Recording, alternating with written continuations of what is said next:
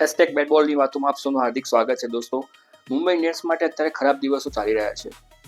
Superstar players હોવા છતાં પણ, આટલી મોટી લેગસી હોવા છતાં પણ અને આટલો ટોટિંગ સ્કોર બનાવવા છતાં પણ આ ટીમ પોતાના ઘરમાં જ હારી રહી છે દોસ્તો.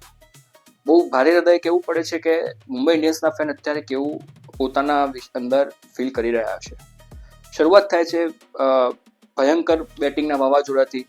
રિકલ્ટન ને ઉમેરો થાય છે ક્વિન્ટન ડી કોકની જગ્યાએ અને વિલ જેક્સ આવે છે. એ પણ બંને જણે 3 ઓવરમાં 50થી 60 રન જેવી જબરજસ્ત ભાગીદારી બનાવી દે છે.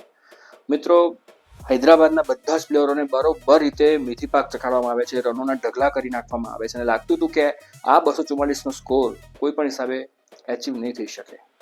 પણ મિત્રો, સામે હૈદરાબાદની ટીમમાં એક પ્લેયર એવો નીકળ્યો બોલિંગમાં કે જેણે સૌથી ઓછા રન આપ્યા અને એ છે એહસાન મલિંગા, જે પર્પલ કેપ હોલ્ડર પણ છે.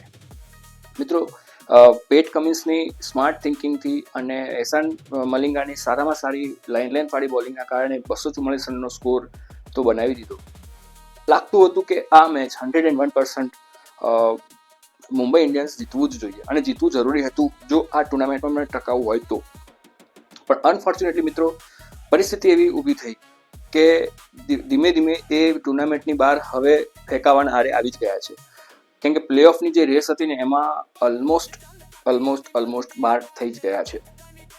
જ્યારે બેટિંગની વાત આવી હૈદરાબાદની, ત્યારે અભિષેક શર્મા અને જે ટ્રેવિસ હેડે જે બેટિંગથી તોફાન મચાવ્યું, બસ હાર્દિક પંડ્યા ક્લુલેસ હતો, સ્પીચલેસ હતો. કઈ રીતે પ્લાનિંગ કરવું એ જ એને ખબર નથી. હજી એ બંનેની વિકેટથી બહાર ઉભરે છે ત્યાં તો એન્ટ્રી થાય છે મહાકાય ભીમ હેન્ડ્રિક ક્લાસનની. દોસ્તો, એવી ઝંઝાવાતી બેટિંગ થાય છે કે વિધિન 18થી 19 ઓવરની વચ્ચે તો મેચ પૂરી થઈ જાય છે.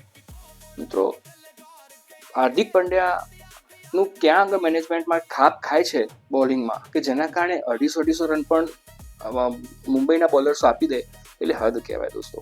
નો ડાઉટ ડ્યુ ફેક્ટર હતું, પણ આટલું બધું નહોતું કે ટ્રેન્ટ બોલ્ટ, જસપ્રીત બુમરાહ અને શાર્દુલ ઠાકુર હતો. શાર્દુલ ઠાકુરને બોલિંગ ના આપવામાં આવી અને ટ્રેન્ટ બોલ્ટ અને જસપ્રીત બુમરાહ તો એવા જ લાગે છે કે જાણે એ સાવ બી કે સી ગ્રેડની ટુર્નામેન્ટમાં રમતા હોય ને જે પ્રમાણે બેટ્સમેનને ધોતા હોય એવું ફીલ થતું દોસ્તો. ખરેખર જોઈને જીવ બળી ગયો. તમને શું લાગે છે દોસ્તો, હાર્દિક પંડ્યા નેક્સ્ટ સિઝનમાં એઝ અ કેપ્ટન તરીકે એમઆઈમાં રહેશે? કોમેન્ટ કરીને ખાસ જણાવજો. બેટબોલની વાતોમાં નવા હોય તો લાઈક કરજો, શેર કરજો, સબસ્ક્રાઇબ કરવાનું બિલકુલ ના ભૂલતા.